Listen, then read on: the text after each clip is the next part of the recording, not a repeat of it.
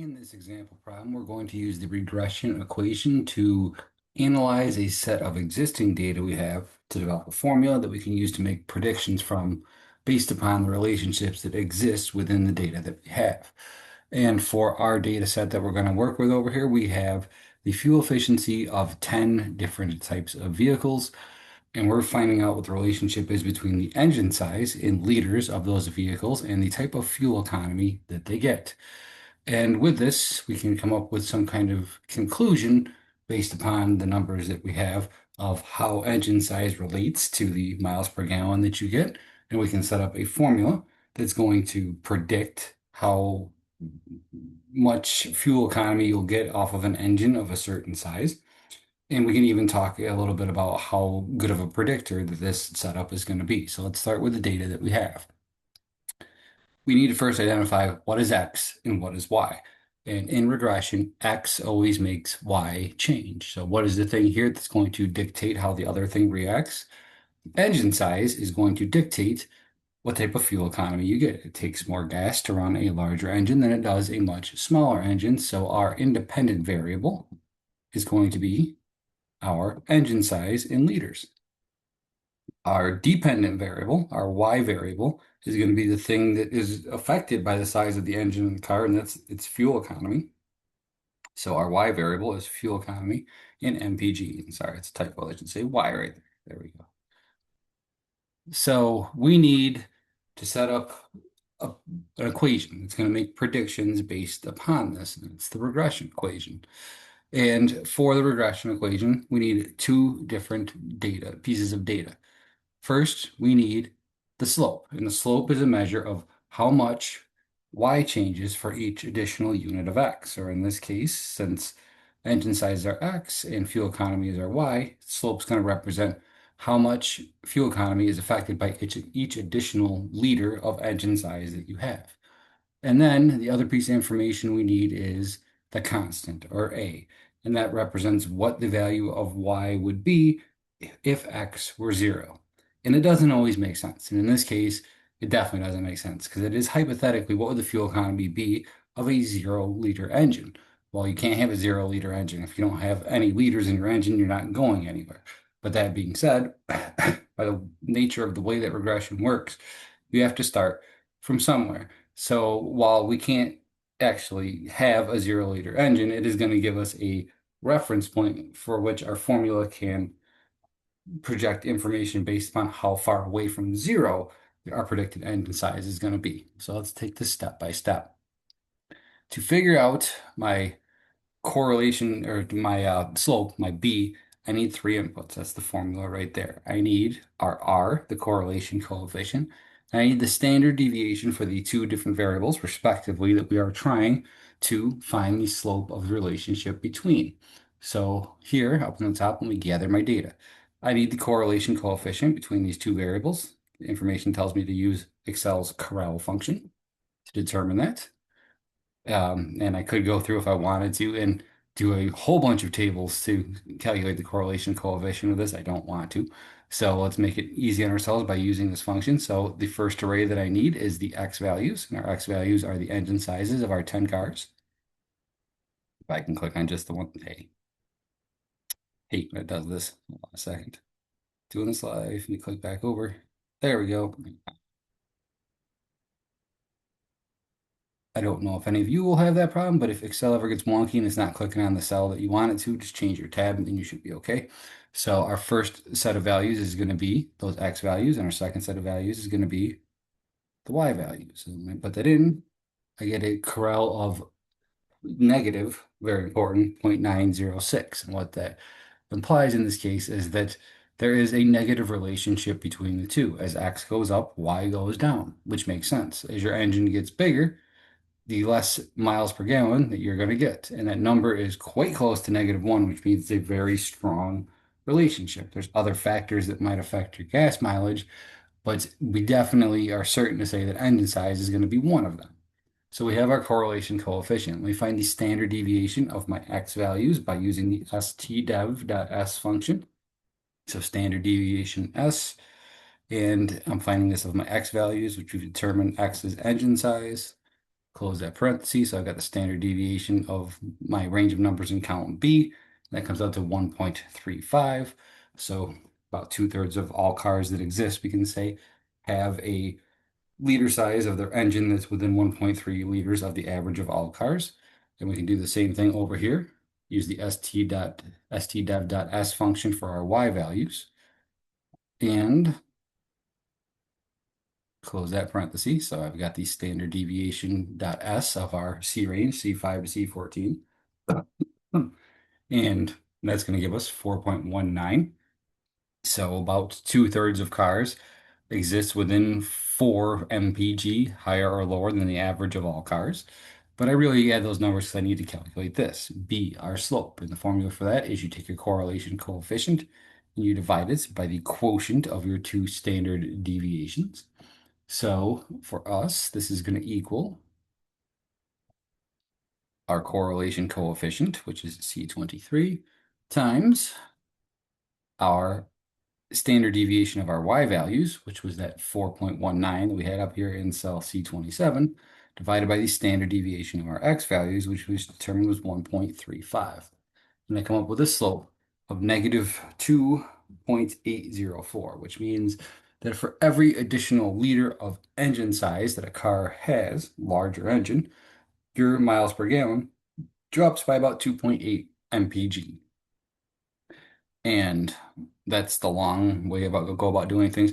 And I could have made this the very long way. Like we did standard deviations last chapter with a bunch of tables.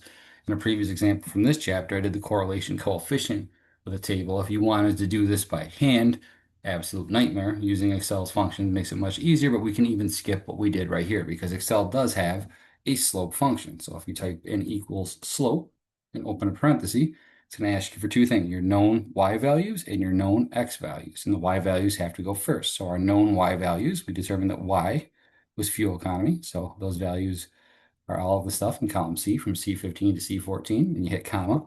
The next part's going to ask you for your known x values down here. You can see it. And our x values are going to be all of the matching numbers from column B. And when I put this in, close that parenthesis to end my equation, hit enter, you see I get the same number. So Excel calculated the slope for me. And with that, we can start to figure out over here what our constant is going to be, which again is hypothetically what y would be MPG would be if x or engine size was 0. To do so, the formula that we've got down here, and those lines are a little hard to see, but trust me, they're there. It is A equals y bar minus b times x bar, or if you will, the intercept, the constant, equals the average value of y that you have, in our case, the average MPG from the cars in the sample, minus that slope that we just determined, times the average x value or engine size from the cars that we have in the sample. So we need to find the average of x and y. So equals average. I'm going to take the average of my x values, x being engine size. So the average of cells B5 to B14, close the parenthesis, enter, and you get 2.64. So from the sample of 10 cars that we took, the average engine has about a 2.6 liter. And then for fuel economy, I'm going to take the average of our y values, and the average of y is our fuel economy over here. So cells C5 to C14. And those 10 cars that we sampled had an average MPG of about 26.7 miles per gallon. And now that I have my X bar and my Y bar and my slope of B, I can use this formula to find my intercept. So this is equal to our fuel economy minus our slope times our average engine size. And when I throw all of that in here, I get an intercept of 34.103, which means in a hypothetical world, even though it can't actually exist, that a car had a 0-liter engine, it would get about 34 miles to the gallon, according to the information that we're retrieving from our data set. So that's one methodology. That's the long form way of how to find your intercept or your constant, but Excel has a function for that as well, and it's the intercept function. So all you have to do is, it works the same way as the slope function did, but this time you're looking for the intercept. So equals intercept. First input it's going to want is your known value of y's. The second input it's going to want is your known value of x's. So same cells that we just referenced. Our known value of y's is fuel economy. Hit the comma to move over to the second side. Now it wants our known x's as engine size. Close the parenthesis. Your formula should look like that when I get down here. And as you'll see, it gives us the same exact number. So Excel has calculated our intercept for us. And now that we know our intercept and we know our slope, we can use the regression equation to make a prediction on any given engine size that we want, what type of fuel efficiency it's going to lead to. And the regression equation is this table over here. Y hat equals A plus B times X. Y is what you're predicting for. And that little hat on the top in stats language means prediction. So this is our predicted value of Y, or our predicted fuel economy, equals A, our intercept that we just determined over here, plus B, the slope that we determined over here, times X. And X is the X value that you're trying to make a projection for. So let me start by filling in A and B. A being our intercept, we know that number, it's right here, 34.103. Our B, we determined slope a couple of ways up on top. They both came out to the same thing. It was negative 2.804. And now I can use that formula right here, plugging in any liter size that I'm trying to make a prediction for. And the liter size that I'm trying to make a prediction for, given in this line right here, is we're making a prediction for a 4.2 liter engine. So let's fill in this formula over here. I'm going to zoom in one time so we can see everything. It is equal to A, which we have right here. I'll just click on it, 34.103, plus B, which we have right there, of negative 2.804 times X, which is the value we're predicting for, which is 4.2 liters. And it comes out to 22.3. So according to this formula that we've created by analyzing our data, a 4.2 liter engine should get about 22 miles per gallon. So that's the way that you can go about things, and whatever procedure gets you there is the best way to go.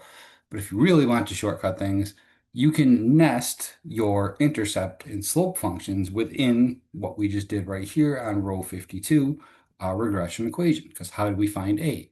Up here, we use the intercept function to find it from our data. How did we find B, our slope? We use the slope function to find the information from our data. So as long as you have the data set tabled out as it is up here, you can just make all the steps that we did into one formula. This is going to equal our intercepts. That's what A stands for. Known y's, known x's. Let's do the same thing we did earlier when we found it. Our y's were fuel economy. And our known x's were the engine size in liters.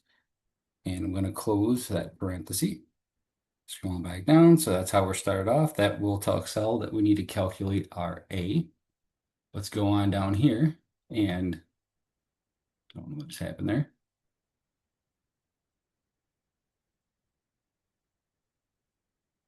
And let's go and add in our slope, because it's A plus B times X, so the slope. And again, we're going to use the same methodology we did, known y's followed by known x's. So back up to the top. I want the same set of y's, the blue stuff, comma, the same set of x's, the red stuff over here. Close that parenthesis. Times, and scrolling on down to the bottom again, that's what my formula looks like right now, the engine size that we're predicting for. And this part is asking us to predict for a 5.7 liter engine at the bottom. So instead of going through all of the steps, once you're comfortable and familiar with this, you don't need to go crazy with all of the different tables, etc. Like, this is the Excel language for how you would determine your regression equation.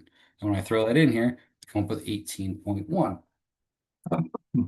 So our formula is predicting, in this case, that if you had a 5.7 liter engine, which is a big old truck or Dodge Challenger in this case, that's got a huge engine in it, you're going to get pretty bad MPG of 18 miles per gallon. Well, if we go up to our data set up here, we can see that that Dodge Challenger that did have a 5.7 liter engine got 19 miles per gallon. So why didn't our equation predict perfectly what that Dodge Challenger got? Well, that's the reason right here. It's not a 1. It's not a perfect relationship, but it is very strong. And I'm thinking that 18.1 is quite close to 19. Like, No one's ever going to buy a car being told that it gets 18 miles to the gallon, it gets 19 miles to the gallon, and is upset about this. It's pretty close to the estimate that we are making. And the regression equation is broadly applicable for any type of predictions that you want to make. It is used across medical fields, business fields, all sorts of fields where you collect data over time. And with that, you can look at your historical data that you have to make predictions about how long something is going to take in the future, how effective a system is going to be, or what trends of change are likely to happen.